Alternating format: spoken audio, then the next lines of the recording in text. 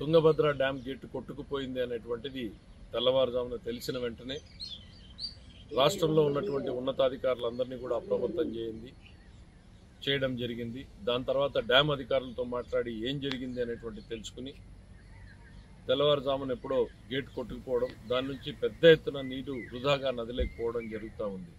అనంతపురం, కర్నూలు జిల్లాలకి గుండెకాయ లాంటిది ఈ తుంగభద్ర డ్యామ్. దీన్ని నమ్ముకుని లక్షలాది మంది రైతులు మిరప పంటల్ని వేసినటువంటి పరిస్థితులు ఉన్నాయి. ఇవన్నింటినీ దృష్టిలో పెట్టుకుని సాధ్యమైనంత త్వరలోనే దీన్ని రెస్టోర్ చేయడానికి ప్రభుత్వం అన్ని చర్యలు తీసుకోవాలని చెప్పేసి ముఖ్యమంత్రి గారు ఆదేశించారు. ఆ డ్యామ్ అత్యంత పురాతనమైనటువంటి డ్యామ్ కావడంతో ఆ డిజైన్ అక్కడ స్టాప్ లాక్ గేట్ అరేంజ్మెంట్ కూడా అందులో డిజైన్ లేకపోవడం మనకు నష్టం కలిగించేటువంటి అంశం.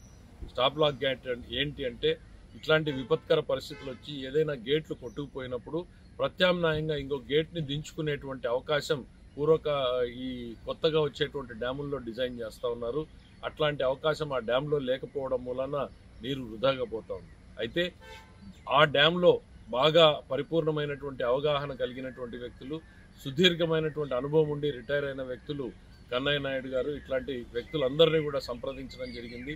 అక్కడ ప్రత్యామ్నాయంగా ఎమర్జెన్సీగా గేట్లని మనం తయారు చేసుకుని తాత్కాలికంగా ఆ నీటిని నిలిపేదానికోసం చర్యలు తీసుకోవడానికి అన్ని ప్రణాళికలు కూడా సిద్ధం చేయడం జరుగుతోంది.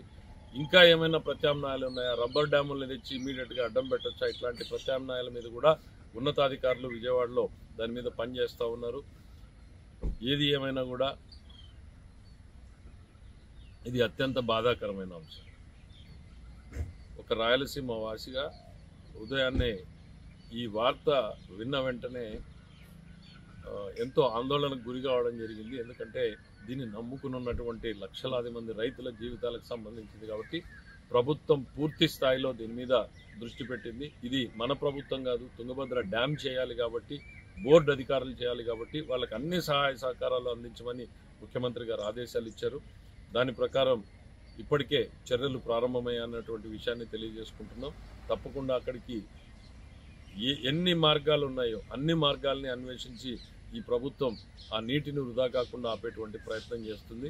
ఇది ఇప్పటిదాకా ఉన్నటువంటి విషయాన్ని అందరితో పంచుకోవాలనుకుంటున్నాం. ఆందోళనకు గురి కావద్దండి, ప్రభుత్వం ఆ పనిలో ఉంది అనేటువంటి విషయాన్ని మీ అందరికీ కూడా తెలియజేస్తున్నాం.